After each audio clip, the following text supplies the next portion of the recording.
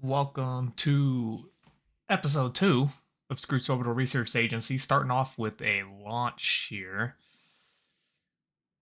First objective for this episode is to get some satellites into a resonant orbit and then circularize them so that they are evenly spaced in a circular orbit so we can have some communication in near Kerbin orbit.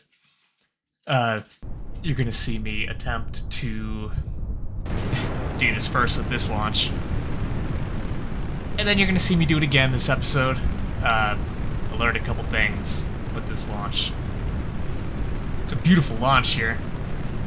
Got the Black Racks mods for scatter in the volumetric clouds here. It's a beautiful sunrise over the launch. So the reason we're doing this launch is for the Remotetech mod. So with the Remotetech mod, it really focuses on getting communication constellations set up. So right now, beginning of the game, I've only got communication directly to the KSC. If I ever put something into orbit or send something out into space that does not have a line of sight to the KSC, then I can't communicate, can't send science. Depending on the probe cores I have, I can't even control the craft. So that's the purpose of this mission. We got 4 satellites in this payload fairing. And the goal is to put them in a circular orbit where they're evenly spaced. There's kind of one at 0 degrees, one at 90, one of the satellites at 180 degrees, and then another one at 270 degrees along the circular orbit.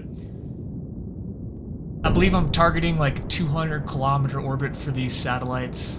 The reason I thought that would work is because it's low enough in orbit that I won't take radiation damage in the Kerbalism mod. I won't take radiation damage on my antenna or my solar panels.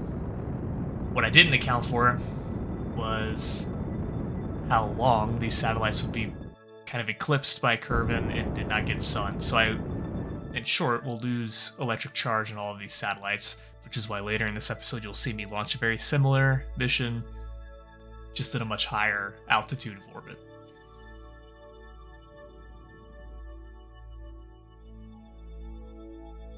So as we're making our way into orbit here, I wanted to talk through a couple things. So this is the first episode that I'm kind of pre-recorded all the KSP playthrough, and then I'm doing a voiceover at the end, so you're talking to future Sqroot while watching past Sqroot play Kerbal Space Program. A couple reasons I wanted to do that. First one, I hang out with some of my buddies in Discord, and I like to chat with them while I'm playing KSP, kind of get their idea on what I'm doing. And so it's hard to talk and play KSP at the same time when I'm doing that. And then KSP can be difficult at times, so sometimes it's much nicer to focus on just flying the mission and then coming back through and talking to y'all after I've flown the mission. Then I at least have a good idea of what the video is going to look like as well. So first episode where I'm trying this out, let me know what you think. Yeah, as we get up to our kind of apogee here, I'm not going to put this rocket into a circular orbit. So the idea of a resonant orbit is that it is, depending on the number of satellites you have, it is the correct orbit to inject kind of your main rocket into. Then you'll see me go through this with this launch here. Every time I reach apogee, you deploy one of your satellites, wait for that satellite to orbit back around to its perigee, and then you circularize at your perigee there.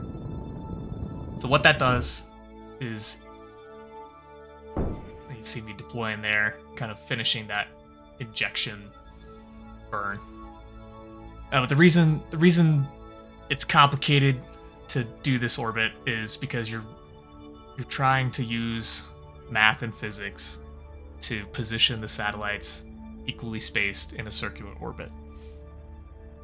So targeting I believe it's 200-kilometer orbit here for circularization, which means my apogee needs to be just over 390 kilometers so that when I deploy here, deploy my first satellite, wait half in orbit, and then circularize it, and then keep doing that 3 more times with these 4 satellites.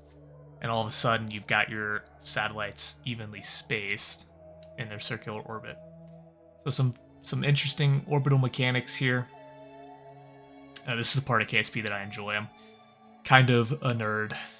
I did get a math degree from college, and I'm an engineer right now. So this is the type of stuff that I like to do. I really bring in my passion for math and engineering into Kerbal Space Program. And as I create these fun missions, really make sure I understand the math and the science behind why these missions work the way that they do and how they would work in real life. So with that said, if you think I did all this math in my head or on a piece of paper, you're completely wrong. There's a nice website out there to calculate your resonant orbit depending on the body and the Kerbal system that you're orbiting around.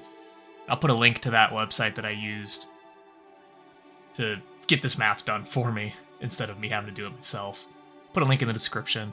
But essentially you put in the body, so in this case Kerbin, that I'm orbiting around. You put it in your target orbit for the circularization, and then you put in the number of satellites that you have to put in that circular orbit. And there's a pretty little picture that it shows with your circularization orbit and the kind of insertion orbit that you want to put yourselves into. So again, I'll link that in the description. Very, very useful so that you can understand the math, but you don't actually have to do the math. So here, you'll notice as I fast forward through, or time warp through some of these, just kind of waiting to get to apogee or perigee, you'll see little pop-ups that say you're running out of electric charge. That was kind of my first clue that the launch that I'm doing here is not going to work. I decided not to pay attention to them as I was doing this mission. I was kind of hoping that it would sort itself out after I put all these in orbit. But alas, it doesn't work like that. So you can see on my satellite here, and I have 4 of the same satellite on this rocket. I've got a couple different antennas on here. I was playing around with the different communication antennas that I currently have available to me through my tech tree. I have the Communicatron 16 and the Communicatron 8. And I was just trying to make sure that I had the right antenna for what I was trying to do. The Communicatron 8, I believe, has like a 1.75 million meter range. And the Communicatron 16 has about double that, but since I kind of had a clue that electric charge may be an issue, the Communicatron 16 uses like 4 or 5 times the amount of electricity to run than the 8 does. So I brought them both in this mission. I was hoping I could use the 16. I thought I could get away with the 8. I could get away with neither. Now, both these Communicatron antennas, both the 8 and the 16, are omnidirectional antennas in the Remotetech mod, meaning they can send data out of the satellite that you have the antenna on, and they can receive data from other satellites and other antennas. So those omnidirectional antennas are super critical for setting up these types of constellations where you need your satellites to be able to talk back and forth to each other all the time. As we get further in the Remotetech mod, a lot of the long distance antennas, kind of interplanetary antennas, they just do one thing. Either they send or they receive, and you have to kind of set them up in Remotetech's menu to do those things. That's for a future episode. I think the science that I have to unlock that is buried under a couple more science purchases I need to make. One of the contracts that I do have is to point an antenna to the moon from the Kerbin system. And I'm waiting to do that contract until I have an antenna that can actually reach the moon and Minimus, so that I don't have to launch several satellites to do that. But you see me going through this resonant orbit here, so the kind of internal little relay dish there is the one I've already circularized, and then the object, kind of my launched object, that has the greater orbit is this object I just jumped to here, which has the rest of my satellites on it. So again, warping to my apoapsis, decoupling my next satellite, and then I'll warp to perigee and circularize that. And when I get there, you'll see that they're about 90 degrees apart from each other, which is exactly what you want when you got 4 satellites. You want them 90 degrees apart.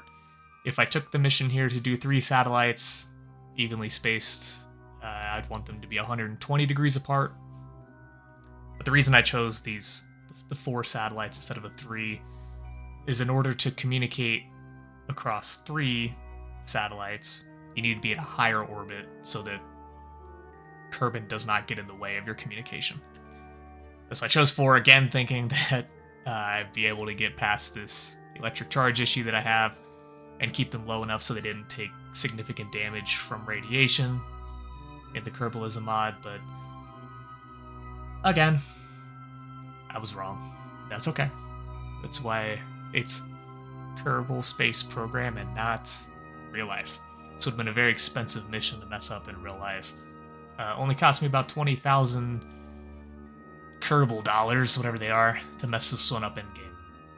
But I figured I'd still show it to you because it does describe how to operate a resonant orbit, how to put satellites in circular orbits that are evenly spaced. Now, so you see me here, like I've said, warping to the periapsis and then circularizing here. And so those 2 satellites that I've launched first have about 90 degrees of separation between them. Now, these aren't perfect. I'm not going to get them in a perfectly circular orbit, and I'm not going to get all 4 orbits to be exactly the same. So they will drift over time. If you're not interested in, managing these orbits, and I'll be honest, a lot of times I'm not either.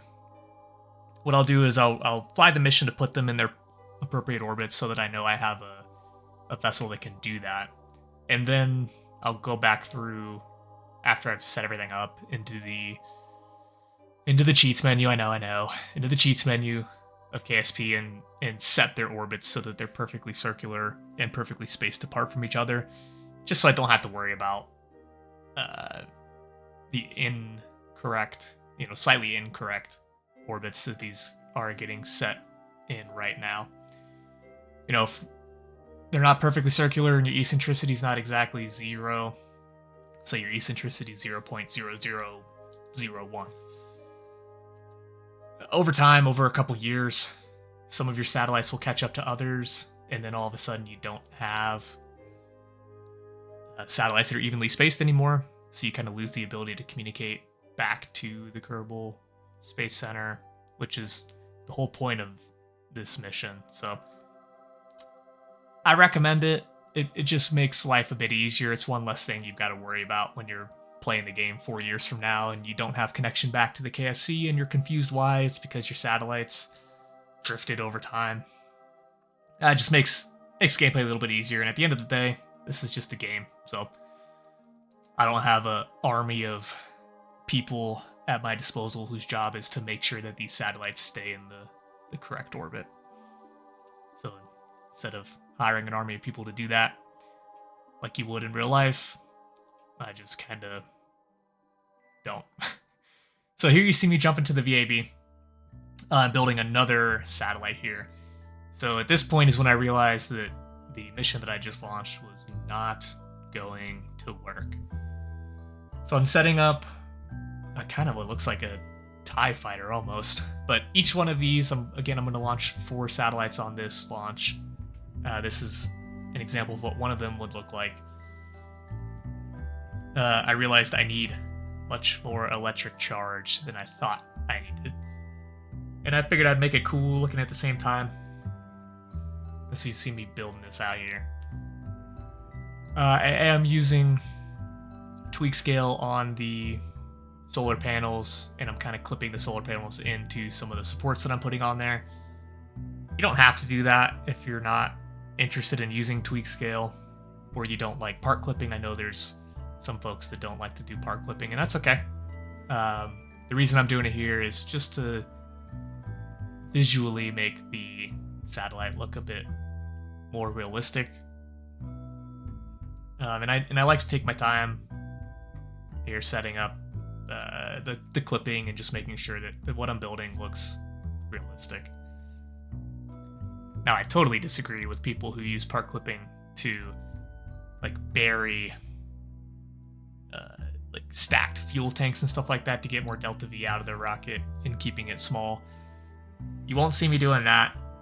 You will see me use part clipping really for satellite and payload building, because I just think it makes it look a bit cleaner and more real than letting KSP's part placement dictate exactly where all your parts are going to go.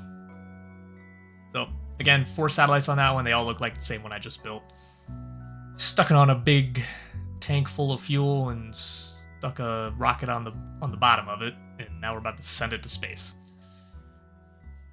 So these are going to go by a little bit quicker since you just saw me walk through the resonant orbit. Not going to walk us through it again. So there is going to be some skips here, and there's going to be some fast forwarding. I think I got some 8 times speed video coming up. But I do like watching the entire launch, and you can see the mun up there. I'll give you a guess where we're headed next. That big gray ball in the sky. So where we left off last episode, we were walking through contracts, and one of the contracts I had was obviously to build this relay network. And then another contract I had that I found interesting was a flyby of Minimus. So we're definitely going to do a flyby of Minimus. I really want science. That's kind of the bottleneck for this playthrough right now, is just getting enough science to unlock some of the better rocket parts and science parts and communication parts for Remotetech. So I'm really interested in getting as much science as I can right now. Getting no science from this mission, since it's all just relay network. But that's critical for me, and you'll see why later in the episode. I need to be able to communicate back to the KSC no matter where I am in low Kerbin orbit. So again, another beautiful launch here with volumetric clouds installed. This time it's a sunset, not a sunrise, but either way, another beautiful launch. And this is the first playthrough I've ever used BlackRock's volumetric clouds. I gave in and purchased it, and it was like the best $7 I've ever spent in my life. Makes the game look so nice. That plus the parallax mods and a couple other visual mods I have installed just honestly makes this KSP1 playthrough look better than KSP2 looked like when it came out. So, I'll try not to talk about KSP2 a lot, because I know it's a sore subject. At least it is for me still. I was so excited for that. Didn't turn out the way that we wanted it to. That's okay. We still got a great modding community for KSP1, and then a lot of the folks in the modding community for KSP1 are currently working KSA, or Kitten Space Agency. Similar idea to Kerbal Space Program. They've got a couple kind of tech demos out. I believe they put out an alpha release maybe 6 months ago or so. Then they have a nice Discord channel that kind of keeps everybody in the loop on what they're working on, what's expected to come out next. I have absolutely no idea when they plan on releasing anything official, but from what I've seen so far, it looks pretty cool, given that it's pretty much the same people that built out the popular mods for KSP that are building this Kid Space Agency game. My expectation is it'll be a pretty nice game. So again, you see me here going through the resonant orbit and circularizing all my satellites. Kind of fly through this part and show you what, after you set everything up and circularize all your satellites, what the connection relay network looks like. And this is something that with Remotetech you pretty much have to do for every orbiting body you go to. It's kind of a staple in Remotetech that one of the first things you do is send up a bunch of satellites, put them in a orbit so that they can communicate with each other, so that every time you send a mission to one of those bodies, you have connection. What you don't want playing with Remotetech is losing connection, because once you do that, you're kind of SOL. I've lost many missions to other planets or even to the moon because I kind of forgot that I didn't have connection. You get there, you try and circularize, can't do anything, and you just end up slingshotted by the body you're trying to orbit, which is always very sad. Because I don't know about y'all, but it does take me like an hour or so, hour or two, for a simple mission to build out the launch vehicle and the satellites or the probes that you're putting on there. There's always a couple launches that are done just to make sure everything works. More often than not, something doesn't work, so you gotta go back and kind of tweak your build. So by the time you actually launch the real mission, and if it doesn't work because of something like that, it's kind of sad. So you'll see me here. Got all 4 satellites. I'm gonna go back through and delete the old ones just to declutter the tracking center. And all 4 satellites I just launched have enough electric charge to stay awake when they go to the dark side of Kerbin, and they are at a far enough out orbit that they can always communicate with each other, which is exactly what I wanted for this mission.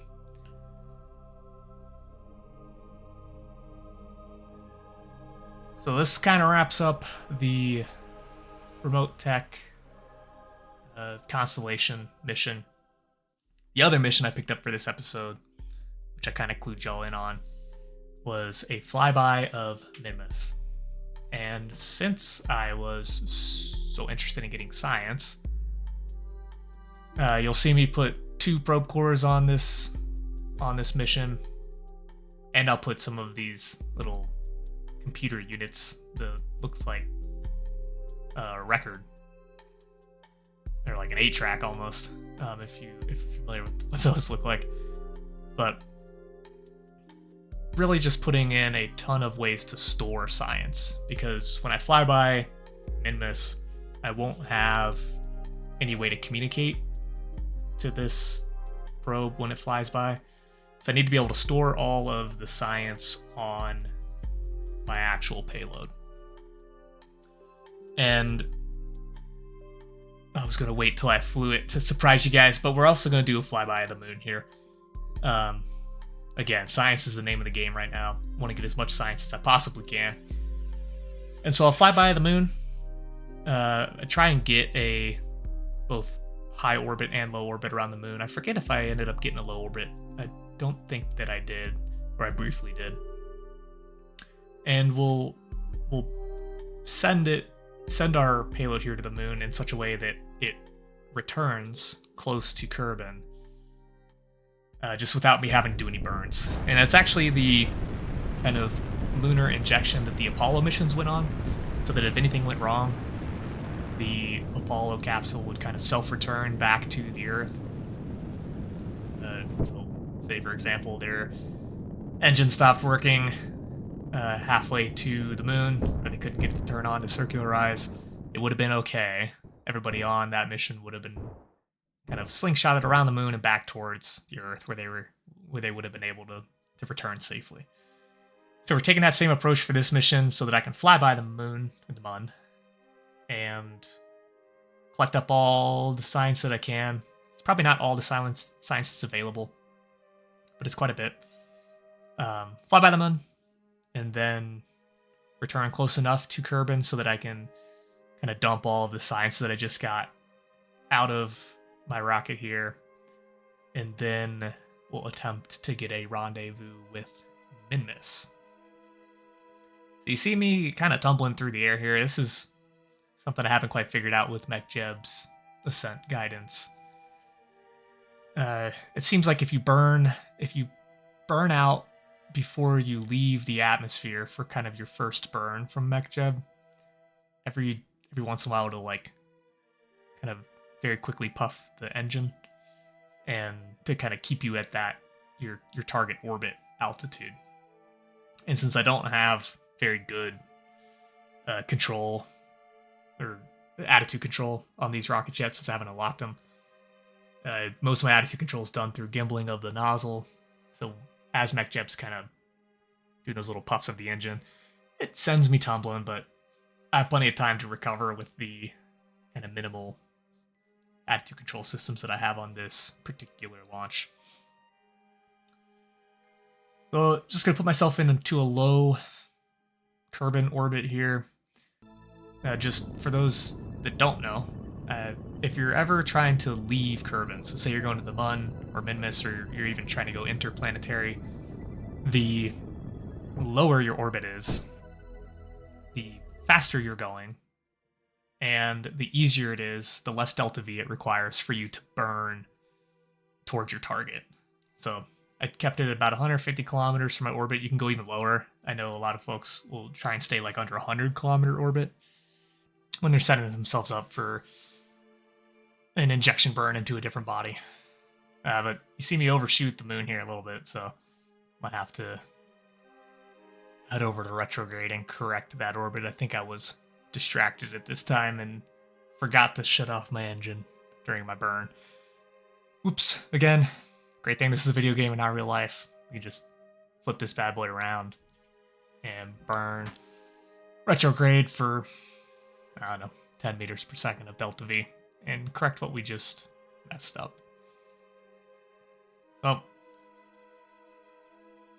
you see me doing this kind of automatic return orbit from Kerbin to the moon. Again, it's a very interesting way to orbit. It's not the most fuel efficient way to get to the Mun, but since I was trying to get back close enough to be able to transmit science, it just made the most sense for me to put myself on this orbit, or this intercept of the Mun. So you see me playing around with the delta V here in my burns, trying to get as close to the Mun as I can. I think I ended up at about 150, 180 kilometers or so. And I don't know if that is low moon orbit or not, but either way, we get plenty of science. Here you go. You see me kind of correcting the burn, or wanting to correct the burn about halfway through. So it's good kind of tidbit of information to have. So the most fuel efficient way to kind of fine-tune your approach to your target is about halfway there. You don't want to wait until you're pretty much there, because then it requires a lot of delta V to change your orbit. And doing it right at the very beginning is probably actually the most fuel efficient way. But it's difficult to fine-tune your orbit when you're this far away from whatever your target is, because even small burns, I think I went into my engine here and set it to like 6% of the thrust that it could actually provide. And I used the shift key to barely even thrust, and when you do that, it's still kind of hard to fine-tune that approach. So just, more appropriate when you're going to different planets and stuff like that. About halfway to your planet, if you need to make an inclination change, just any change to your trajectory before you get there, it's best to do that about halfway between where you came from and where you're going to.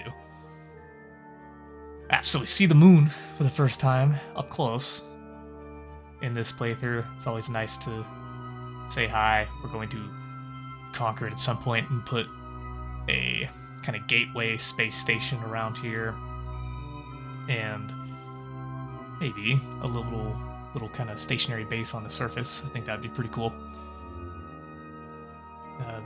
Kind of what NASA's planning on doing in real life. They've got plans for a lunar gateway, which is effectively going to be their gateway between the Earth and future Mars missions. I think they're planning on doing like refueling over there as well, which would be very interesting. Refueling a rocket in orbit of a different planet or moon. But you see me, I flew by the moon here. I'm pretty much back to my periapsis around Kerbin. And I'll be transmitting all my science I just got. You can see some of it's getting transmitted already. Interesting thing I did find out while I set up this maneuver node to Minmus.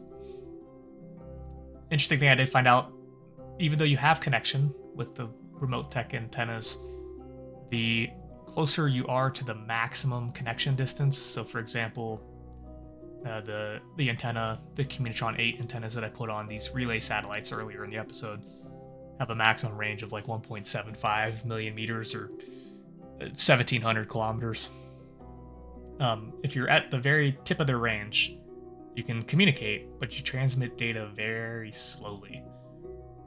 So you'll see as I get closer and closer, my transition speed of my science continues to grow. Which is something that I learned during this launch, so happy I learned it. You see me playing around with the Minmus maneuver node for a while here. I've got an interesting orbit to try and intercept Minmus from, and if you've played KSP before, you know Minmus is on a different inclination than kind of a circular orbit around Kerbin where you launch from in the KSC, and a different inclination from the Moon. So since we just went to the Moon, I'm on a pretty level orbit here, and getting to Minmus, depending on where you are, can be difficult. So I believe I set up that maneuver node for the next orbit, so that's something you can do in the maneuver node planner in base KSP. You can kind of right click on the maneuver node, and there's a little plus sign. You click on that plus sign, it moves the maneuver to the next orbit, so not the current orbit that you're on. So I went on another tour out there by the Mun, came back for my burn here. So see ourselves burning towards Minmus. Now Minmus is smaller with less, well, smaller in a different inclination orbit, and it has significantly less gravity than the Moon. So getting an approach to Minmus can be difficult sometimes, but it is still pretty doable, and it's really good practice for when we start trying to get orbital encounters with other planets in the system. Even though those planets are huge and have large gravity wells, since you're so far away, it can be very difficult to set up a maneuver node to get you close. So again, you see me setting up a maneuver node about a quarter of the way there, just so I can do some small corrections and really get as close to Minmus as I possibly can. I think I end up at like 8 or 9 kilometers above the surface, which I didn't know if I would survive that. Minmus has got some tall mountains on it. Really all the planets do without atmospheres. So even though it says you're not going to impact the body that you're going to, in this case Minmus, there may be a mountain out there that's 8 kilometers tall, and you may run right into it. So after I do this burn here, the entire time I was flying to Minmus, I was kind of contemplating whether or not I would be too close to Minmus or not. But the reason we're getting this low is so that I can get science both in near space and high space around Minmus. It's just 2 different biomes in KSP. Each body in KSP has a high space and low space biome, and each one of those you can get science from. So I wanted to make sure I went through both of them, so that I, again, maximized the science that I was getting. So, did my burn, headed there, not much left to do. Again, it's another orbit similar to how Apollo went to the Moon in real life. It's a kind of free return orbit from Minmus this time instead of the Moon like we did last time. So we'll get close, and then we won't have to expend any delta V to return to Kerbin, which is just nice. You can see, though, it is less fuel efficient. You kind of have to overshoot the Moon that you're going to, and then kind of wait out here for the Moon that you're going to orbit under you.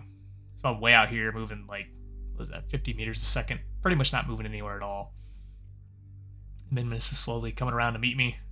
So I'm kind of falling towards Minimus the whole time at this point.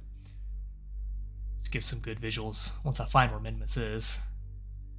And it really looks like, once I start time warping there, looks like you're going to just smack straight into it, which is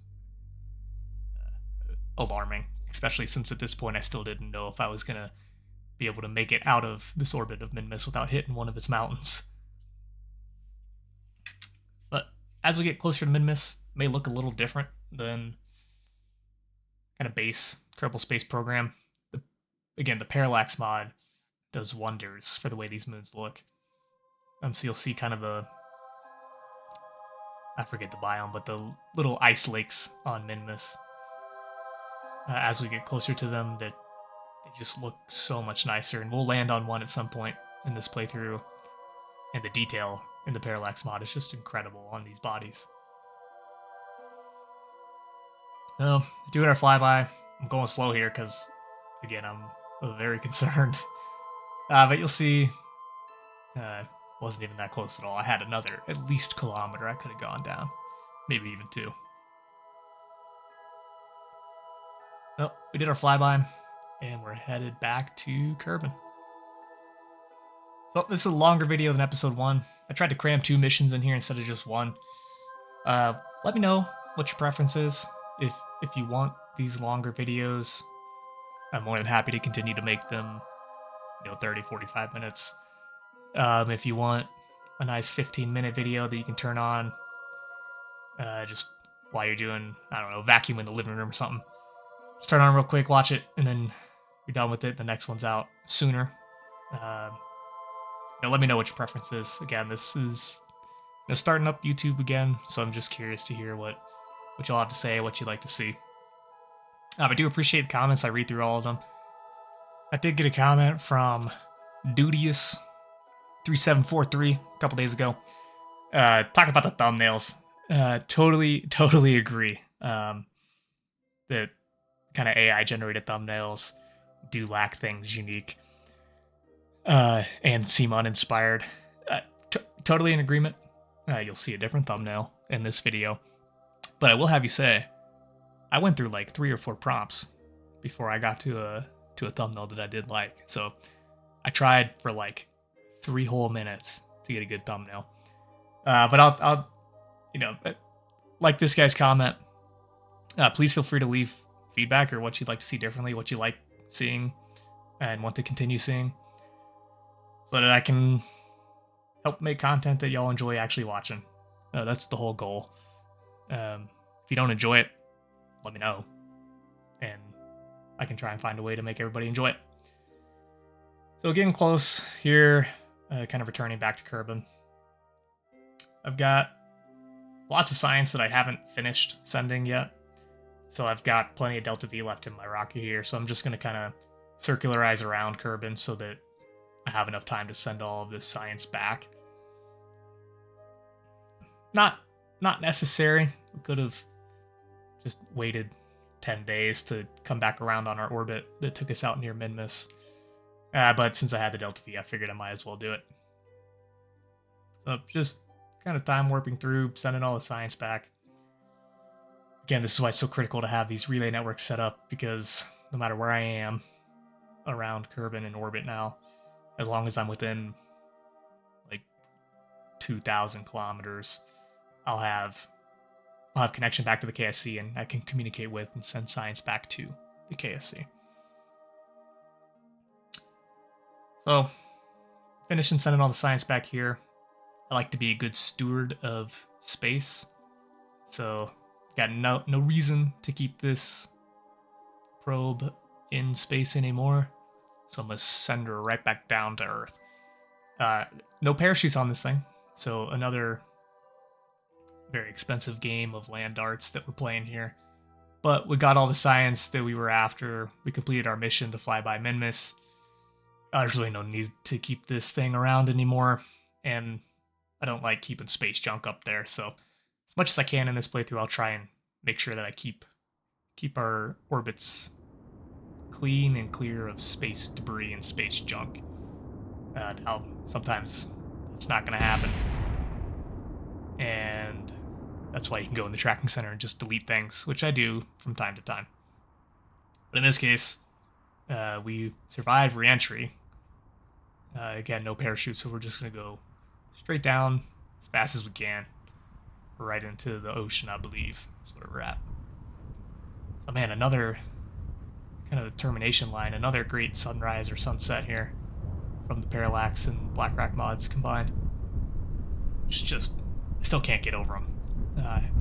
I bet I'll make a comment about it every video because I'm so excited to have that mod now. So yeah, first mission outside of the Kerbin system. It's a great time. So I got about 150 science from that adventure. Looking into the tech tree now, looking at basic science. This one's got a couple things that I really want. It's got a better relay antenna for Remotetech, and it's got the beginning of the ScanSat kind of science instruments. ScanSat gives you lots of science too, so I'm very interested in getting this one. Again, science is key at the moment. I was looking at that module there. It said it was something like 140% more likely to explode. I'm not sure why you'd want that, but if you haven't before, read these descriptions on these parts because they have the tendency to be pretty funny. So I grabbed the science. I'm gonna get survivability as well so that I get some heat shields. And then I'm gonna get the general rocketry upgrade as well. Get better vacuum engines, larger fuel tanks, and I believe a better, the Reliant engine, a better kind of launch vehicle engine. So yeah, that's all my science spent. Got 37 in reserves now. So go look at kind of the missions we're looking at next. Again, not looking to do any of the anomaly missions yet. These CleverSat contracts are now available for use since we've orbited Kerbin. We've got some interesting ones for exploration, which is orbit the moon. Something that we definitely want to do. Maybe this one's next. It's a joke. I'm not going to be able to leave the Kerbal system 1,350 gigameters away. I don't think I quite have the resources to do that yet. Got some manned orbit missions. The rover mission that we've had for a while. And now that I've unlocked the ScanSat, we've got all the ScanSat missions. That'll be something I'm looking at doing here in the next episode or so. And then a couple other unmanned missions and crashing into Minmus. So if you got a preference, let me know. It'll probably be ScanSat next episode. But again, thanks for tuning in. I'll try and get an episode out once a week at least, all the weekends, Saturday or Sunday. Don't quite have a day yet, but let me know what you think. Let me know what you like, what you don't like, and I will chat with y'all next week.